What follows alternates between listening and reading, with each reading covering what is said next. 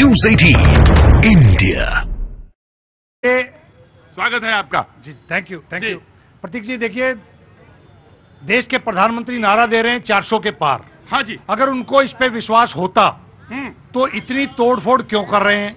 उन लोगों को जो खुद भ्रष्टाचारी बताते थे। डॉक्टर साहब, आज एक सवाल हमें आपसे भी पूछना है। जी। मैं स्टेटमेंट देख रहा था जी। उसमें एक आम आदमी पार्टी का स्टेटमेंट है कि अगर 2024 में नहीं आ पाए, यही कौन सा स्टेटमेंट हुआ कि नहीं आ पाए तो 29 में आएंगे और अब आम आदमी पार्टी जो है पूरी तरह से बीजेपी का सफाया करेगा। अरे 24 में संदेह है क्या आपको?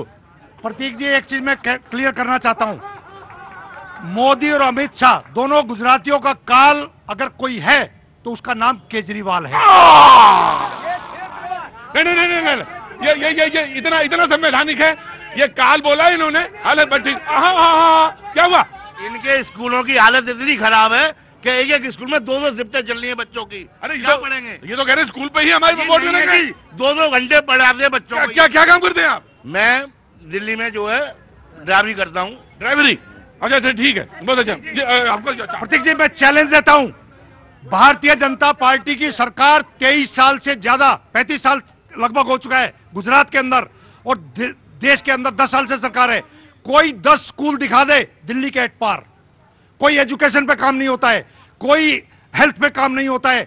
देश को चाहिए बेरोजगारी पे इलाज, देश को चाहिए कहीं ना कहीं भ्रष्टाचार पे लगाम कौन लगाएगा? वो लगाएगा जो भ्रष्टाचारियों को अपनी पार्टी में शामिल नहीं। जी सौरभ, एक मिनट। आ गया सौरभ। देखिए, भारत की जो सबसे पवित्र नदी है वो है गंगा, जिसको हम लोग गंगा मैया कहते हैं। हाँ, एक बार गंगा नहाने का मन होता है। बिल्कुल सुनिए। बोले एक बार सब काम निपट जाए तो गंगा नहा लें। बंगाल की खाड़ी में जाके मिलती है, हरिद्वार इधर से निकलती है। उसके अंदर कितने नाले, कितनी नदियां मिलती हैं, लेकिन तब भी लोग उसको पवित्र मान करके डुबकी लगाते हैं। तो जनता की नजरों में माँ गंगा जैसा पवित्र बनना भी एक प्रधानमंत्री का संकल्प रहा है। देखिए, प्रधानमंत्री नरेंद्र मोदी की तपस्या की ताकत और उनके परिश्रम का परिणाम ही आज हजारों लाखों कार्यकर्ताओं के लिए प्रेरणा स्रोत है। मैं पूछ रहा हूं, अगर भारतीय जनता पार्टी के अंदर भ्रष्टाचारी है, अगर है, तो विपक्ष ने मजबूती के साथ कभी आरोप क्यों नहीं लगाया?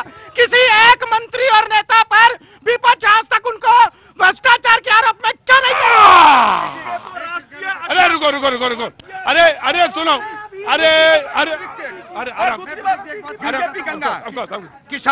किसान रोड पे बैठे हैं। आपको ध्यान होगा, देश के प्रधानमंत्री जब प्रधानमंत्री नहीं थे, इन्होंने कहा कि एमएसपी पे कानून बनना चाहिए, और 10 साल से किसान रोड पे बैठे हैं, लेकिन अब प्रधानमंत्री कानून नहीं बना रहे हैं। मैं जानना चाहता हूं, किसान अभी पंजाब में आपकी सरकार तो किसानों को पिटवा रही थी, आप इसका जवाब दे देना। दूसरी बात, आपने कहा गुजराती, मेरी आपत्ति इस विषय से थी। हरियाणा के रहने वाले अरविंद केजरीवाल दिल्ली के मुख्यमंत्री बना जाते हैं, हमने तो कभी विरोध नहीं किया। ये क्षेत्रवाद की राजनीति आपको कहां पहुंचा रही है? आप गुजराती शब्द से था, मेरी गुजराती शब्द से था। दूसरी बात, आप बता दीजिए भ्रष्टाचार पे, आप तो कांग्रेस के भ्रष्टाचार से लड़ते आए थे। ये कहा था हाँ, प्रधानमंत्री बनने से पहले कि एमएसपी पे कानून बनना चाहिए। ये कहा कि नहीं कहा मोदी? 2014-2019 के भाजपा का मैं पढ़ के आ रहा हूँ, घोषणापत्र में नहीं थी।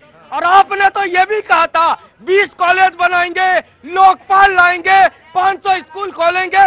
आप तो 500। अरे बाबूजी क्या हुआ?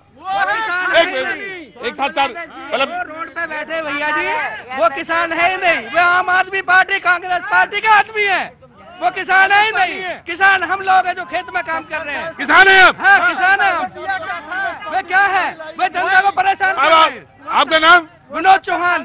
कहाँ का? एक मिनट को, कहाँ पे खेती है? नोएडा में खेती है हमारी जमरा। अरे तब तो आप बड़े आदमी होंगे। वो किसान है ही नहीं। अरे ऐसा नहीं कहते। अगर किसान नहीं होते तो केंद्र सरकार बात क्यों करती उसे? आम आदमी पार्टी कांग्रेस पार्टी का आदमी है। जी, चाय आई कि नहीं आई? वो मुझे लगता है वो चांदनी चौक वाली बात तो नहीं हुई कि चाय ले आना। आई चाय आई? हाँ बेटा बोलो। मेरी आवाज बहुत अच्छी लगती है। हाँ जी बाबूजी। पिला दो कांग्रेस वालों को।